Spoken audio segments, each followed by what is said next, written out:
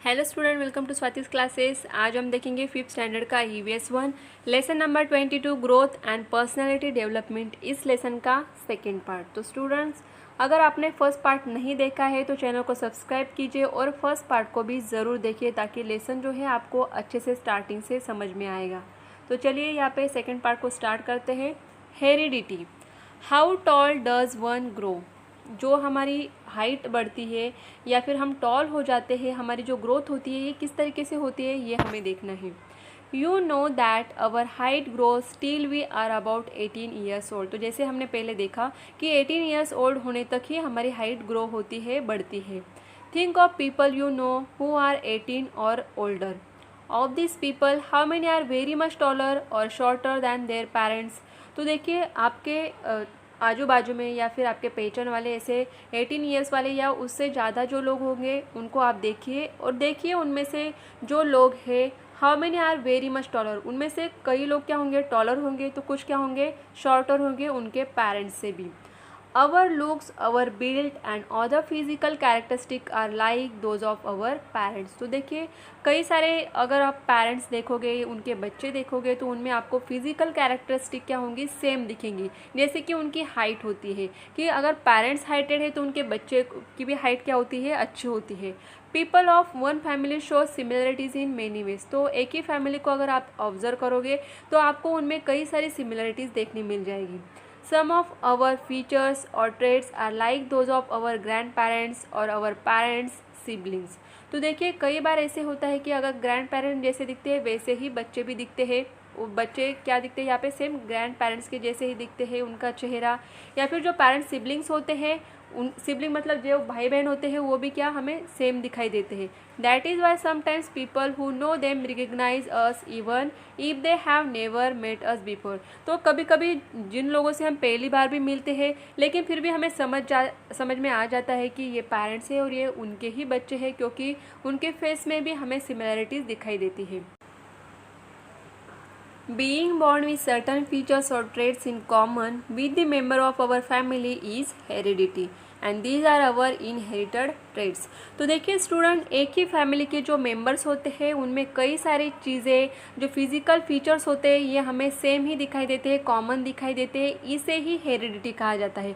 जैसे कि grand parents में जो भी यहाँ पे फीचर्स होते हैं, उनकी जो भी फिजिकल सिमिलरिटीज़ होती है ये उनके नेक्स्ट जनरेशन में पास होता है। इसे ही हेरिडिटी कहा जाता है। However, even though many of our traits are like those of our family members, no one has any control over which traits we will inherit and which we will not। तो देखिए ये जो चीज़ें होती है ऑब्वियसली डिपेंड होती है parents के ऊपर कि उनके बच्चों में कौन सी यहाँ पे उनके जो फीचर्स है, ट्रेट्स है, ये बच्चों में जाएंगे, लेकिन इस पर किसी का भी कंट्रोल नहीं होता है। देन उसके बाद देखेंगे यहाँ पे रीड एंड रिफ्लेक्ट में दिया है आपको। An industrialist had worked hard to expand his business.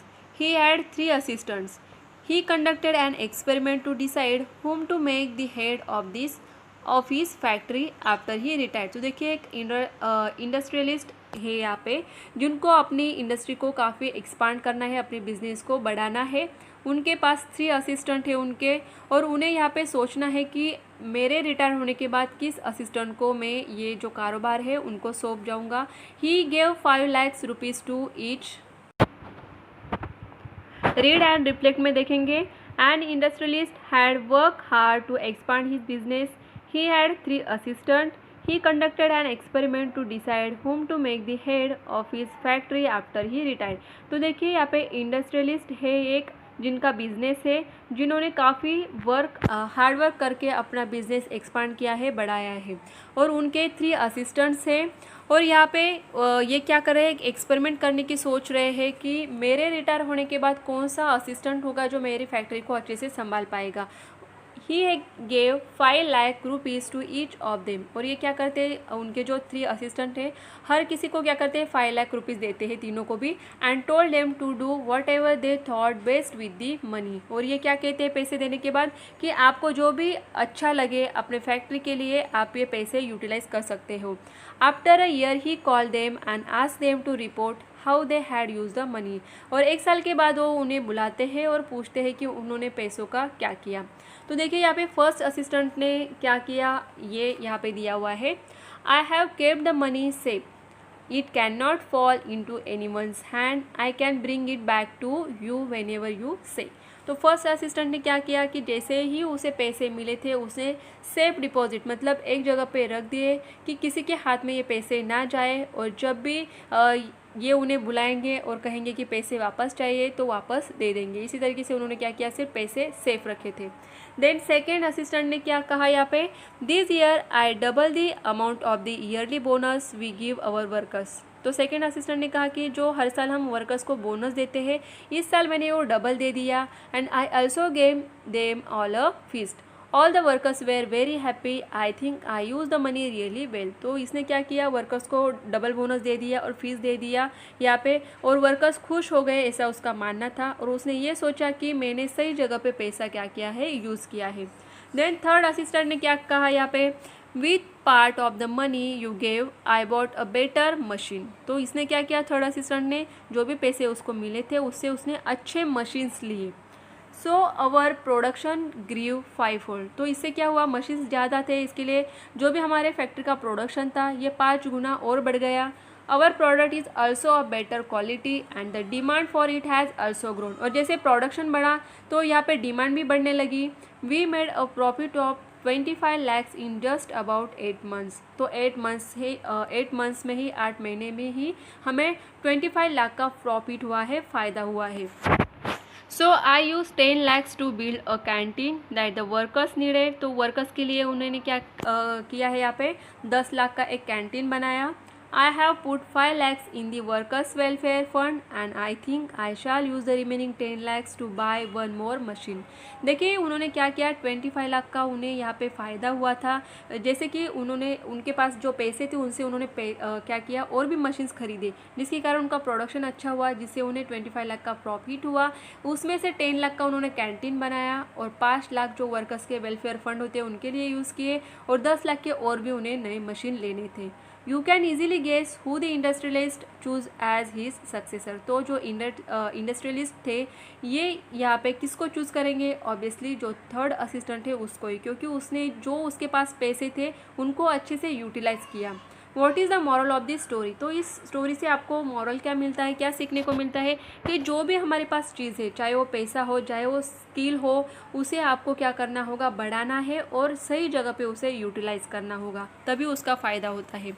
For better personal development, we inherit the ability to learn many skills. The growing age is the time to recognize these abilities and to develop our skills.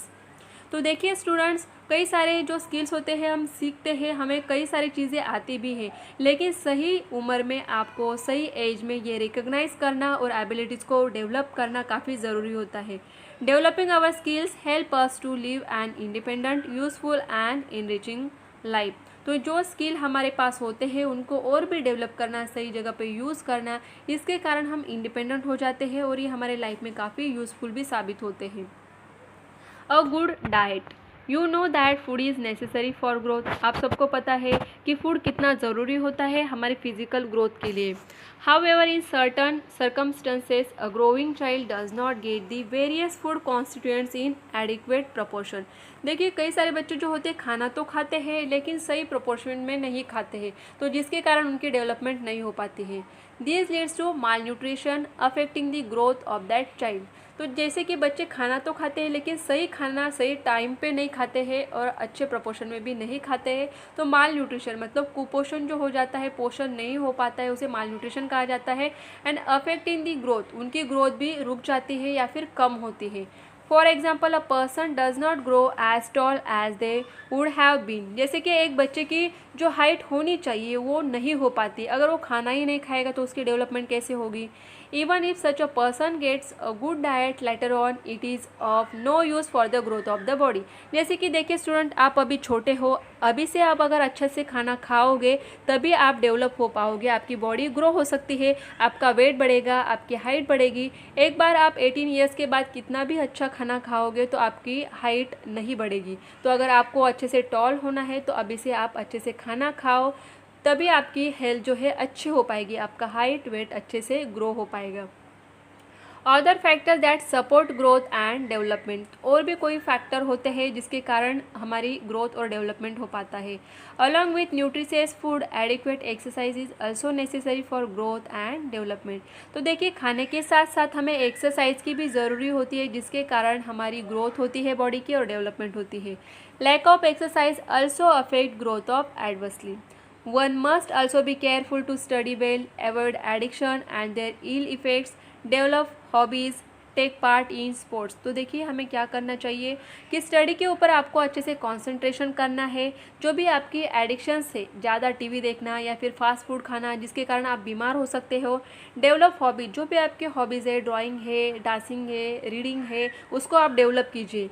Take part in sports, sports में हिस्सा लीजिए। Then दिया है यहाँ पे आपको learn new skill, जो भी न्यू स्किल्स है, अगर आपको कोई चीज़ नहीं आ रही है तो सीखने की कोशिश कीजिए, तभी आपको वो आ सकती है। If you take care to do all these it leads to good development. ये सारी चीज़ों का आप अगर ख्याल रखते हो तभी आपकी अच्छी डेवलपमेंट हो पाएगी। वेदर बॉय और girl, each person has every right to get the opportunity to make progress and enrich their own life. तो देखिए, चाहे बॉय हो या फिर गर्ल हो, हर एक पर्सन को राइट है, हक है ये सारी अपॉर्चुनिटी मिलने की, कि उनकी प्रोग्रेस हो पाए, उनकी लाइफ अच्छे से आगे बढ़ पाए। इसके लिए हर एक को ये हक होता है डेवलपमेंट होने की। Each one has a unique personality, हर किसी की जो पर्सनैलिटी होती है ये यूनिक होती है। In your class, there must be some children who are good in studies, while others are good at games and sports। तो देखिए, आपके क्लास की भी अगर आप बात करते हो, कई सारे स्टूडेंट होते हैं, लेकिन उनमें से कुछ जो स्टूडेंट होते हैं ये स्टडी में अच्छे होते हैं, कुछ गेम्स में अच्छे होते हैं, कुछ स्पोर्ट्स में अच्छे होते हैं, किसी को सिंगिंग करना अच्छा लगता है, किसी को डांस अच्छा आता है। Some sing well and some like to act in plays. तो सारे बच्चे एक जैसे नहीं होते, हर कोई यूनिक होता है, हर किसी के पास कुछ ना कुछ तो स्किल ज़रूर होता है। Every person is different from all others, हर कोई इंसान दूसरों से अलग होता है। Our physical and mental makeup is not the same as that of anyone else. हमारी जो फिजिकल कंडीशंस होती है, जो मेंटली कंडीशंस होती है, ये दूसरे इंसान से सेम नहीं होती है, उनके जैसे ही नहीं होती है, अलग होती है। Our personality develop through our interest and efforts, what you like to do and what we practice every day. तो हमारी जो पर्सनैलिटी है इसकी डेवलपमेंट कैसे होगी? जो भी हमारा इंटरेस्ट है उसके ऊपर हम एफर्ट्स लेते हैं, तो उसके कारण ही हमारी पर्सनैलिटी डेवलप हो पाती है। During the growing years we also learn to tell what is good and what is bad. तो ग्रोइंग ईयर्स में हमारे पेरेंट जो होते हैं वो हमें सिखाते हैं कि देखो बच्चों, ये चीज़ आपके लिए अच्छी है, ये चीज़ आपके लिए अच्छी नहीं है, तो हमें वो सीखनी चाहिए। Our personality can be said to be excellent only when we put good thoughts into practice. हमारी पर्सनैलिटी कब अच्छी होगी? जब अच्छी चीज़ें हम सीखते हैं, अच्छे विचार जो है उनको हम क्या करते हैं, यहाँ पे अप्लाई करते हैं अपने आप के ऊपर, तभी हम क्या बन सकते हैं, एक अच्छे इंसान बन पाएंगे। Always remember, we do not learn good values only to write about them in the exam, they must be reflected in our behaviour. तो देखिए स्टूडेंट, सिर्फ अच्छी चीज़ें सीखना और सीखने के बाद उसे एग्ज़ाम में लिखना ये काफ़ी नहीं होता है, उनको अपने लाइफ में भी इंक्लूड करो, उन्हें यूटिलाइज करो अपने लाइफ में भी। Then must be reflected in our behaviour, आपके बिहेवियर में वो सब चीज़ें दिखनी चाहिए। जो भी आपने इस लेसन से सीखा है, किस तरीके से डेवलपमेंट होनी चाहिए, सिर्फ आपने पढ़ा, उसको लर्न किया और एग्ज़ाम में लिख दिया, तो उसे कोई भी इम्पोर्टेंस नहीं है, उसे आपको अपने बिहेवियर में भी लाना चाहिए। तो देखिए स्टूडेंट, आपको अगर ये वीडियो अच्छी लगे तो वीडियो को लाइक ज़रूर कीजिए, और चैनल को सब्सक्राइब नहीं किया है तो सब्सक्राइब ज़रूर कीजिए।